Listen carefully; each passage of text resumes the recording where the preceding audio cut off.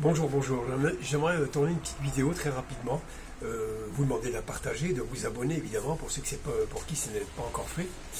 Je voulais revenir sur des épisodes là, qui se sont déroulés tout à fait récemment, notamment une soirée de soutien, n'est-ce pas, pour le Victor Hugo, traître, spécialiste de la trahison, du double jeu, voire du triple jeu, de la double face, un certain Sansal, pour lequel une soirée a été organisée par des grands amis d'Algérie, évidemment, des patriotes, des philanthropes de l'Algérie, un certain Driancourt, ancien ambassadeur qui a dit pique-pan sur l'Algérie, que des belles choses. Hein.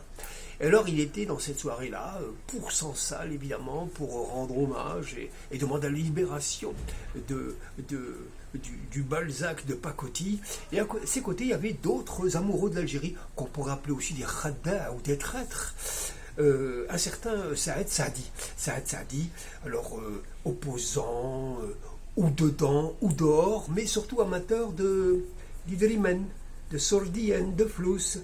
Je vous invite à retrouver une vidéo d'ailleurs du libre penseur Salim Saibi qui pourchasse Saïd Saadi dans les rues de Marseille. Saïd Saadi, très courageux, se casse comme un lapin, fuit comme une poule derrière les questions qui lui sont posées par Salim Saibi. Il le pourchasse et l'autre se barre, il a honte, il ne veut pas gêner. Comment as-tu eu l'argent pour avoir une clinique?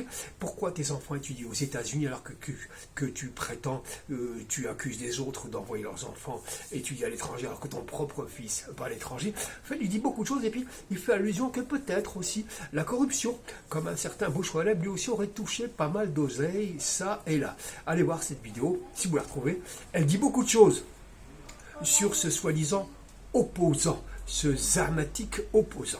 Alors il était à la soirée évidemment avec les adorateurs de l'Algérie, il le posait, il plastronnait avec eux, trop content d'exister, Saad Saadi, et de revenir un peu en place, et peut-être même de faire le petit bisou à Tata Yo-Yo, peut-être à Macron, avoir un poste, je ne sais quoi. En fait, il y a de l'ambition derrière, pas pour son pays, pour sa propre personne, comme d'ailleurs il a eu que de l'ambition pour sa propre personne, en jouant aussi sur une tentative de division de la population algérienne, ce que avaient tenté effectivement en arrivant les colonisateurs. Avant de comprendre, les colonisateurs en 1830, qu'il était très difficile de séparer les Algériens, ils ont fini par tous les tuer.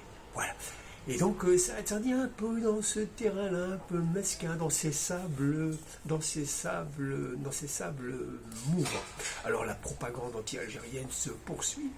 D'ailleurs, Marianne avait osé dire que si l'Algérie avait refusé l'avocat pour Sansal, un certain Zimmer, parce qu'il était juif, sous-entendant que l'Algérie est antisémite, c'est ce que colportent certains. Non, c'est parce que Zimmer est un pro-sioniste qui aurait des relations très louches, très marécageuses avec le pouvoir profond et les ennemis de l'Algérie. Et à ce titre d'ailleurs, pour d'autres raisons, Sansal aussi a refusé cet avocat. Cet avocat avait peur qu'on le rattache à des ennemis de l'Algérie, potentiellement les sionistes, et a refusé cet avocat. Dans un calcul, effectivement, de préserver l'avenir, Sansal se voit dehors et peut-être de reprendre ces liaisons dangereuses avec certains sionistes, puisqu'on a vu avec les vidéos que, après avoir été un fonctionnaire important à qui l'Algérie a tout donné, d'ailleurs, il aurait, Sansal, une des plus belles villas de Boumerdès. Eh bien, au moment où lui refuse l'avocat pour éviter qu'on tisse des liens avec cet avocat sioniste et lui-même, récuse cet avocat, eh bien, Sansal pense à l'avenir pour pas qu'il soit rattaché à ci et là, d'autant plus qu'on a appris par des vidéos qu'il était en liaison depuis très longtemps avec, justement, Tel Aviv. Tout ça est très très curieux. Marianne en profite pour effectivement sortir la tarte à la crème qui devient indigeste, celle de l'antisémitisme. Sauf que une certaine Madame Azoulay, juive algérienne qui donne des cours aussi aux États-Unis, a démenti formellement l'antisémitisme des Algériens en disant que si l'antisémitisme est arrivé avec le colonialisme, et c'est le colonialisme qui a tué des juifs, et non pas les musulmans, et non pas les Algériens. Ça c'est dit. Deuxièmement, l'immense Roger Hanin, dans un long texte, dira ceci: je remercie l'Algérie d'avoir préservé dans son entièreté, dans son intégrité, la communauté juive d'avoir préservé cette communauté. Troisième chose, lorsque Pétain arrive, Pétain, c'est le copain de Zemmour, l'islamophobe revendiqué, l'algérianophobe revendiqué. Eh bien, quand Pétain dit aux Algériens, emparez-vous des biens juifs, agressez-les, aucun juif ne touchera, aucun Algérien ne touchera à un seul cheveu des juifs. Bien au contraire, ils les protégeront. Donc toutes ces attaques mesquines et basses, à la poubelle, on les rend à la télé-poubelle, restez entre vous, entre éboueurs journalistiques. Dans ce contexte houleux, n'est-ce pas, l'Algérie commence à reconnaître les siens.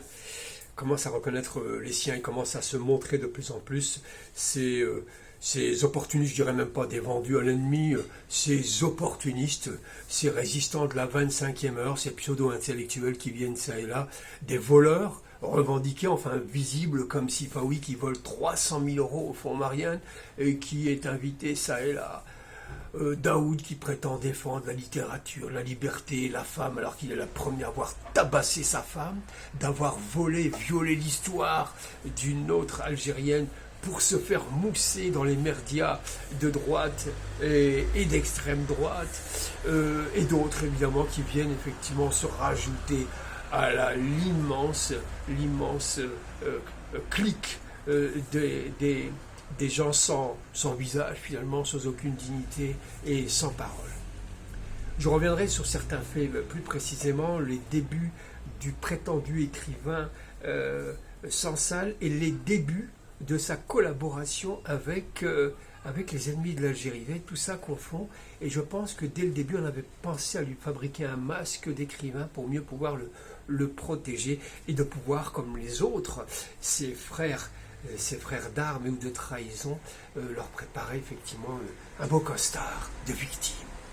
J'aimerais revenir sur un autre match, féliciter l'Algérie pour son match hier contre le Mozambique, je crois. Mozambique, juste une petite histoire, Mozambique c'est un immense pays, c'est un pays frère pour lequel l'Algérie a donné beaucoup d'argent et d'armes dans sa lutte de libération contre le Portugal de Salazar. Dire aussi le match de la Tunisie contre la Namibie, où on a vu un monsieur sortir des tribunes, arracher l'immense banderole au nom de Carrefour, arracher la banderole, inadmissible qu'en Tunisie on puisse laisser une banderole pour Carrefour, qui collabore avec le sionisme et qui donne de l'argent pour aider l'État d'Israël à écraser la Palestine.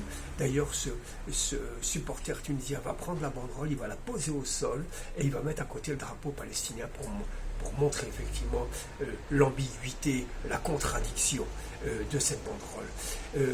D'ailleurs, Kais Saïd, le président tunisien, n'a-t-il pas dit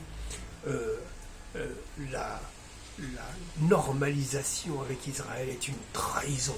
Ça a été dit aussi dans une excellente vidéo par une Marocaine qui s'appelle Nabila Mouibi, je crois, qui dénonce la collaboration avec Israël et qui trahit et qui humilie la dignité des Marocains. Voilà. Et beaucoup de choses aussi à pouvoir ajouter à tout cela. Voilà, c'est juste une petite vidéo pour mettre un peu les choses au point. Je vous remercie infiniment. Encore une fois, bon ramadan à toutes et à tous. N'hésitez pas à faire des commentaires auxquels je réponds systématiquement. Merci.